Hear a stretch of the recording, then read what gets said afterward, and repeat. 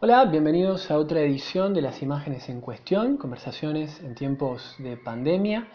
A lo largo de estas entrevistas hicimos un recorrido en el cual conversamos acerca de los cineastas que ya en este momento se están haciendo cargo de la pandemia, o sea, están dando cuenta en sus películas de esto que sucede, esto tan extraordinario.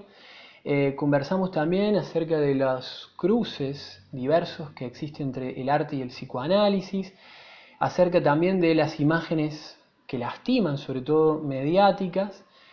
Por otro lado, por el contrario, imágenes que despiertan ternura, imágenes piadosas.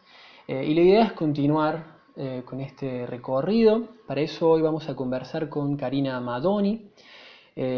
Karina es artista visual, curadora independiente, profesora en grado y posgrado en Argentina y Estados Unidos, en Middlebury College, Vermont, UNA y UBA-FADU, entre otras. Es investigadora en artes, es magíster en lenguajes artísticos combinados y licenciada en artes visuales con orientación en pintura.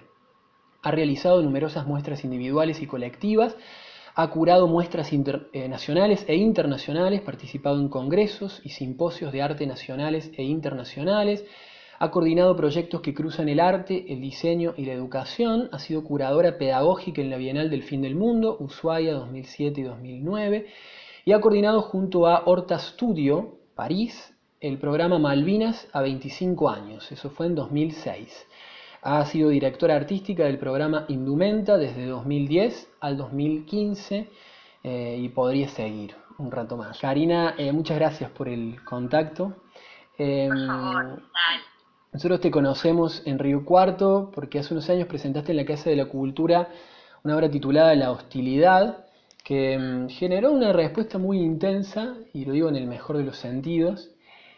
Si bien allí el tema es especialmente la violencia de género, hay algo de la materialidad de la obra, digamos, los dispositivos que se observan, que nos permite pensar también en otras cuestiones y a la luz de lo que está sucediendo en este momento, pensar por ejemplo acerca de la hostilidad que aparece en los espacios sanitarios, ¿no? Los hospitales, los centros de salud.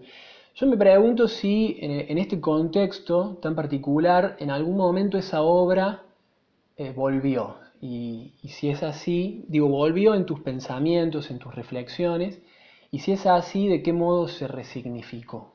Bueno, gracias por recordar esa muestra. Eh, bueno, esa obra fue muy especial porque en realidad tuvo que ver con un camino recorrido hacia atrás, donde hacía unos cuantos años yo había hecho una obra que se llamaba Hospitalidad. La hostilidad es como lo contrario de la hospitalidad. Y la lectura hospitalaria que tiene la hostilidad está bien, digamos. Es la lectura desde la cual eh, yo la hice. Y tiene que ver con cierta crueldad o con las violencias vinculadas a lo sanitario, en realidad, ¿no? Más allá de que sean para salvar la vida, ¿no? Y un poco focalizado hacia las mujeres, por eso también derivó una parte de eso en lo que tiene que ver con violencia de género, que eran obras que estaban hechas con ropa interior negra, y bueno, un poco la idea de la pérdida del cuerpo, ¿no? O sea, son estas prendas que cada una tiene su historia, que no son, digamos, no tiene ningún sentido que se den a la luz en el marco de la obra, pero sí pertenecieron a mujeres que conozco, son prendas de primera piel, pero que paradójicamente están en bolsas al vacío, colgadas de percheros portazueros, ¿no? Y conectadas todas a un diccionario que está en la pared, donde ciertas palabras están redefinidas, eh, digamos, la frialdad del diccionario, la frialdad del hospital, ¿no? Cómo ciertos términos tremendos, el diccionario los toma quirúrgicamente y los explica. Bueno, entonces yo lo que hago es una redefinición de esas palabras, y entonces con sondas están conectadas esas prendas a esos términos, ¿no? Y bueno, por un lado fue mi tesis de maestría en la UNA, Por otro lado, es una maestría que es en producción de obra. Por otro lado, bueno, fue una obra que se mostró varias veces, pero las justas y necesarias. Yo después tuve que dejar de mostrarla porque son procesos, ¿no? Donde las instalaciones tienen su límite para mí, ¿no? Que estuvo en la Bienal de Arte Textil de Montevideo, y bueno, y ahí estuvo pegadito con Río Cuarto. Así que la respuesta en Río Cuarto fue muy conmovedora, eh, y cuando hay respuestas de ese tipo, digamos que la ética artística pide que uno se haga cargo de eso que desata en el que va a verlas, ¿no? Entonces pensamos con la directora de la Casa de la Cultura que era bueno o era necesario que abramos un diálogo. Entonces fui para allá nuevamente a tener una charla que fue de las cosas más potentes que yo he vivido, y yo ya estoy grande y he vivido varias cosas, pero fue una de las cosas más potentes que me han pasado como artista. Como profesor pasan otras cosas, ¿no? Pero como artista fue muy impresionante realmente. Hubo una lectura vinculada a la violencia de género más fuerte, ¿no? Y se ve que muy necesaria también. Entonces, bueno, Y genial que esto, haya pasado esto. en parte también te lo preguntaba porque digamos, hoy con esto que nos está sucediendo, se habla todo el tiempo de ese tipo de dispositivos y ese tipo de espacios, ¿no? Algunos de los cuales aparecen en la obra, ¿no? Sueros, esos espacios asépticos. em, ¿Qué te sucedió, digamos? En parte eso era lo que te preguntaba, ¿no? Si de algún modo esa obra volvió y adquirió otras significaciones. Esa obra está presente siempre, para mí, digo, ¿no? Y a mí lo que más me llama la atención de los medios, ¿no? En relación a cómo cuentan la enfermedad, eh, es que, es que en realidad estamos hablando, vaya a saber de qué, ¿no? A ver si tengo corona, si no tengo corona. Es una enfermedad que tiene un desarrollo espantoso, o sea, y es realmente tremendo el padecimiento de la enfermedad. Y nada de eso, digamos, se humaniza, ¿no? Mi sensación es que son imágenes de personas en respiradores, eh, que cualquiera que sabe lo que es un respirador, digamos, no es lo mejor que te puede pasar, ¿no? Estar con un respirador. Y es como que, bueno, la cantidad de camas, que está muy bien que haya cantidad de camas, ¿no? Pero es como una especie de deshumanización total de ese cuerpo que va a estar ahí atravesando todas esas violencias, que, insisto, no es ningún discurso en contra del hospitalario, pero digo, son violencias donde uno está totalmente indefenso, ¿no? Y donde todo se hace en función de salvar la vida, pero bueno, hay que pasarlo, ¿no? Cualquiera que se haya operado, cualquiera, es un nivel de tremenda desprotección, y a veces hay una hostilidad por demás en las instituciones hospitalarias. Y bueno, yo en parte digo, he tenido experiencias no de mí misma, sino de gente demasiado querida, entonces bueno, eso te deja como unas marcas fuertes, y para mí está todo el tiempo presente esa obra, ¿no? Es una hostilidad que, bueno, por un lado tiene que ver con eso, que sería lo mejor que te puede pasar, que te puedan curar, ¿no? Pero también es la hostilidad de la potencialidad de terminar de esa manera. Salís a la calle, bueno, acá en Buenos Aires es muy grave lo que está pasando, y vos salís y decís, bueno, ok, me voy a encontrar con el virus, pero tengo que ir a comprar la leche. O sea, entonces decís, bueno, es como un tirarse al abismo todo el tiempo, es una situación muy rara, realmente. Eh, entonces sí, creo que cualquier obra que hable de violencia sobre el cuerpo está totalmente vigente hoy. En este contexto también lo que sucede es que muchos museos, diría que la gran mayoría, abren sus archivos y los ponen a disposición de manera virtual, ¿no? Ahora, hay algo y es una discusión que está todo el tiempo, digamos, en las artes visuales, digamos. Hay algo que se pierde en ese pasaje, hay algo que en el mejor de los casos se transforma, y que tiene que ver con la implicación del cuerpo del observador en ese espacio que el artista pone a disposición, ¿no? Eh, y además lo que se pierde es como la dimensión física de la obra también, ¿no? Digo, ¿no es demasiado lo que se pierde? ¿Tiene sentido esa transposición, si la podemos llamar de esa manera? Sí, sí, es una transposición, sí, sin duda está re bien el nombre ese. Sí, es una transposición muy pobre, sin lugar a dudas. Lo que pasa es que un museo, digamos que, no sé, me da la sensación, así como las clases virtuales, ¿no? Las clases que suceden en Zoom y uno todo el tiempo piensa qué es lo que se está perdiendo, qué es lo que aparece nuevo y bueno y que se puede aprovechar. En el caso del museo, la verdad que yo veo más la pérdida que la ganancia, ¿no? Eh, pero ¿por qué?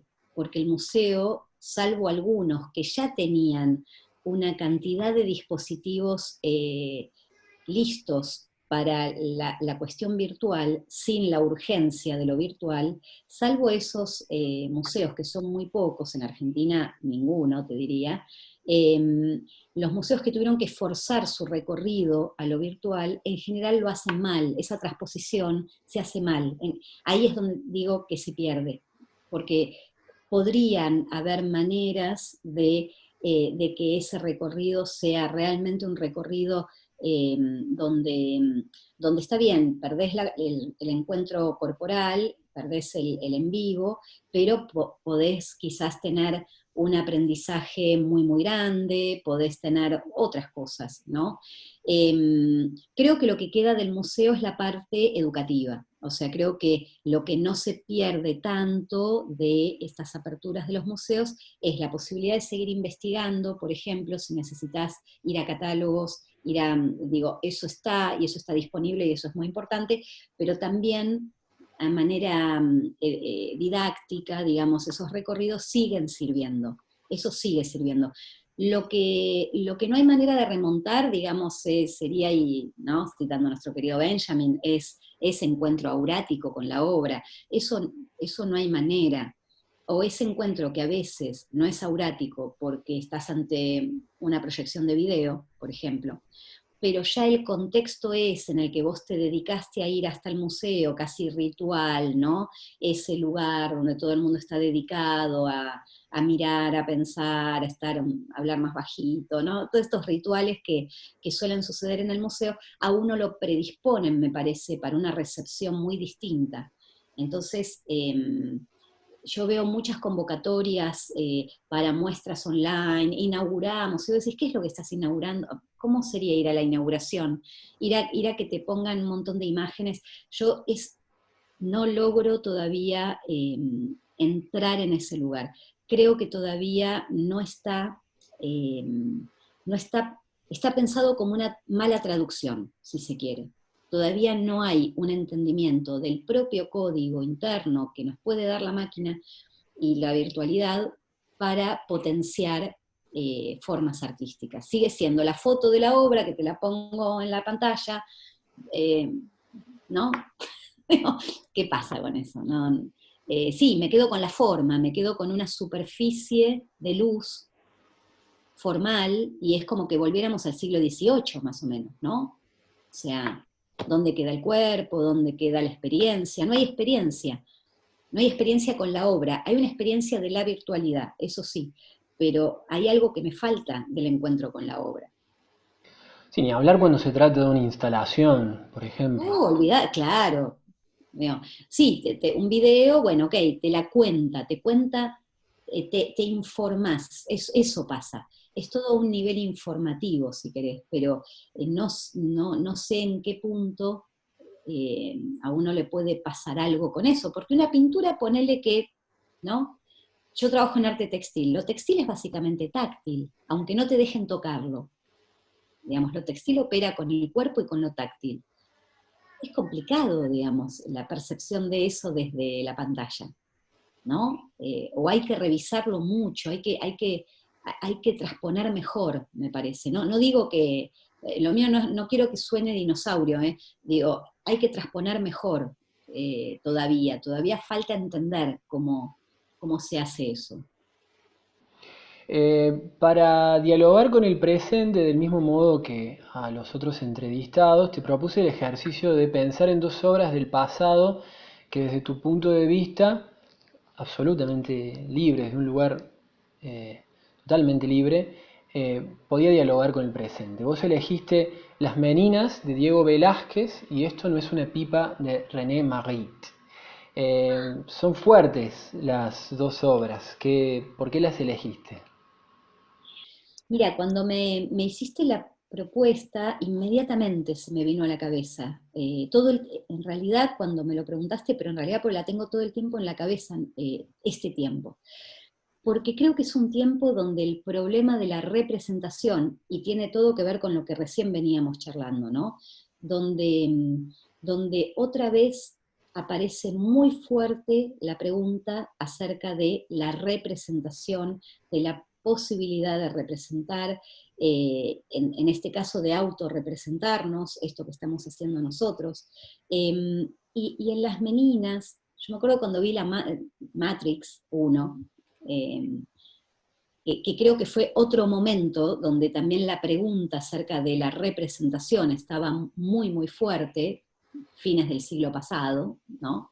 Eh, y, y la sensación de que en algún punto la representación es inútil, o sea, no podemos dejar de hacerla, no podemos dejar de representar, pero eso representado se desvanece inmediatamente, ¿no? Las meninas, y sin necesidad ni de las cuestiones tecnológicas electrónicas, digamos, con una única tecnología que era el óleo, ¿sí? Porque a veces se pega el tema de las representaciones con la cuestión de las pantallas.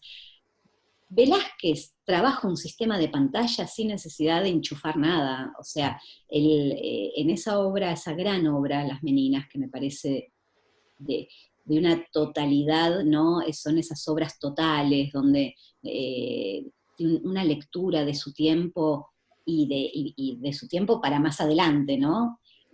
Donde él está ya adelantando esta pérdida del sujeto, ese gran texto de Foucault sobre esta obra. Pero en realidad, digamos, es interesante cómo era una gran obra de arte, de la historia del arte, de las meninas, hasta que llega Foucault y después de su texto, en Las palabras y las cosas, creo que está ese texto, se transforma en una metaimagen, ¿no? O sea, cambia el sentido de esa obra totalmente ante una mirada que vuelve a ver esa obra y vuelve a leerla.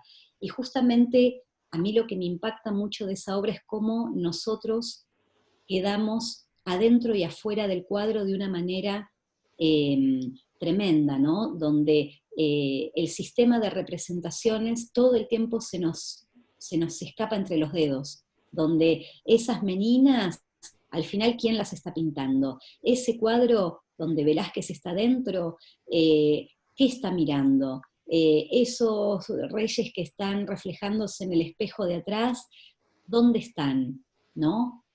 En realidad están de mi lado, están donde estoy yo. Entonces, ¿qué está pintando Velázquez?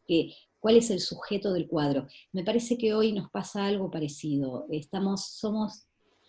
Somos una cadena de representaciones donde no sé muy bien qué hay al final, ¿no? Uno es esto, uno pasa a ser ahora esto, después abajo, viste, si estoy en pantuflas, si, qué sé yo, da lo mismo, y somos una voz, y si la palabra vuelve a ser re importante, y somos un pelo, una cara, unos anteojos. Entonces, como un poco ver esta desmaterialización, esta dificultad. Y la obra de Magritte, que vos pronuncias mucho mejor ese apellido, digamos, tiene que ver con lo mismo, pero ya desde una mirada muy del siglo XX, donde, digamos, aparece justamente en juego el lenguaje, ¿no? Esta relación entre la palabra y la pipa, y esto no es una pipa, y yo te diría, y esta no soy yo, la que estamos, y ese no sos vos, y aunque nuestra forma se parezca a un cuerpo supuestamente real que tenemos, ¿no? Entonces, creo que hay algo de esa pregunta sobre qué sería lo real hoy. Eso. Creo que la obra de las Meninas, perdón, la obra de Velázquez, Las Meninas, pregunta algo acerca de la representación, pero más que nada acerca de la realidad, no digo de la verdad, de la realidad, ¿no? En Las Meninas es como que aparece ya la idea de que la verdad no existe, pero hay una pregunta sobre la realidad, ¿qué sería lo real? ¿No? En esa pipita dibujada de Magritte y la frase, esto no es una pipa, que la frase está dibujada también, también hay un tema sobre qué sería lo real, ¿no? En las series que vemos, se está viendo tremendamente ese tema de nuevo también. No sé, Dark, la cantidad de series que están tematizando esto de nuevo, ¿no? De una manera distinta que como fue en la época de Matrix, pero, y todo intertextualiza, ¿no?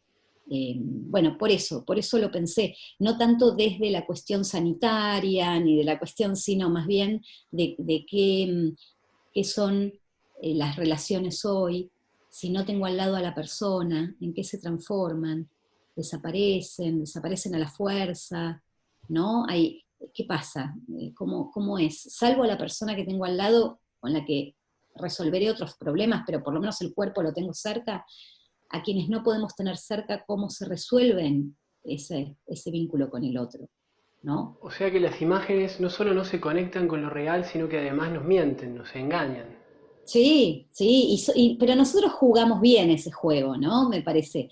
O sea, es un juego que vale la pena jugarlo. Nosotros sabemos que es como la publicidad, ¿viste? Sabemos, yo sé que me estás mintiendo, pero bueno, vamos a jugar un rato, ¿no? No, no es tan grave.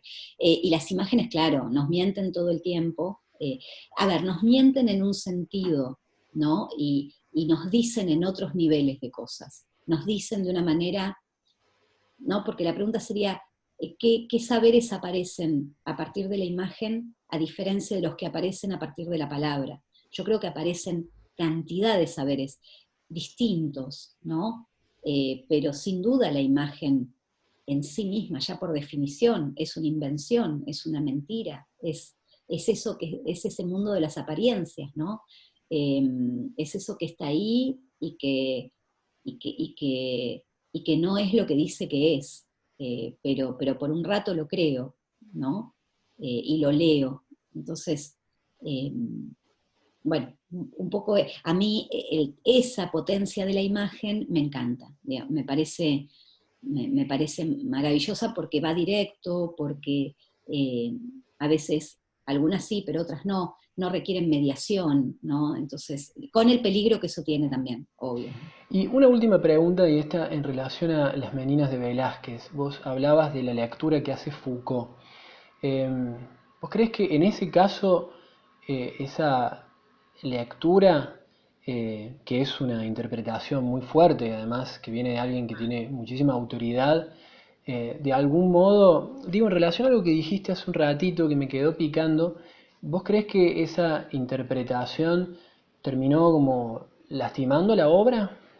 No, creo que esa interpretación la amplió, pero la reventó a la obra, ¿viste? La hizo explotar mucho más que lo que hacía la historia del arte. La historia del arte es tremenda, o sea, la historia del arte es muy policía. De hecho, hoy se habla de estudios visuales, de cultura visual, pero ya historia del arte, ¿viste? Es como que deja la cosa encumbrada y lo que hizo Foucault fue ser muy irreverente con esa obra y muy bien, y decir, a ver, pará, acá hay mucho más que una obra maravillosa en su técnica, acá el tipo está jugando conmigo, pero de una manera, ¿no? Me está diciendo cosas, y a diferencia, por la gente que haya visto el diálogo anterior, donde se mostraron los embajadores de Holbein, a diferencia de los embajadores, donde la intertextualidad era la manera de decir lo que no se podía decir en esa época,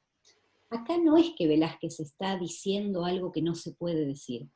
Acá Velázquez está poniendo en juego algo muy enorme, y lo dispara hacia el futuro. O sea, realmente creo que el modo en el que el tipo abre el campo de juego, cuando el tipo rompe la pared de la pintura, porque después en el siglo XX viene Fontana, hace el tajo en la tela, Duchamp hace el gran vidrio y la reversibilidad. Como Velázquez logró la reversibilidad en ese momento, una maravilla, y es muy cinematográfica la obra, o sea, tiene algo de cine lo que el tipo hace. Sí, sí, es un juego de encuadres, es como un juego de cajas chinas. Totalmente, que se usa en los medios, que es, no sé, que es un wipe en una pantalla, ¿no? Eh, que era algo que también se hacía, los flamencos lo estaban haciendo, o sea, no es que eran iluminados, no, era algo igual que la anamorfosis que aparece en los embajadores, era algo que que en esa época estaba medio de moda, que se hacía. El tema es cuando aparece ese que hace eso para decir una, una otra cosa de su orden epistémico, de su tiempo. Eh, Creo que ahí es donde Foucault lo que hace es agrandar esa obra. Yo creo que la amplía, y todavía, y los que siguen dialogando con ese, qué sé yo, hay un teórico norteamericano que se llama Mitchell, que que trabaja a partir de lo que dice Foucault, pero no siguiendo esa línea, sino siguiendo otra, y todas las lecturas que se hacen también después de Foucault son súper interesantes, ¿no? Creo que la han agrandado aún más esa obra, esas lecturas.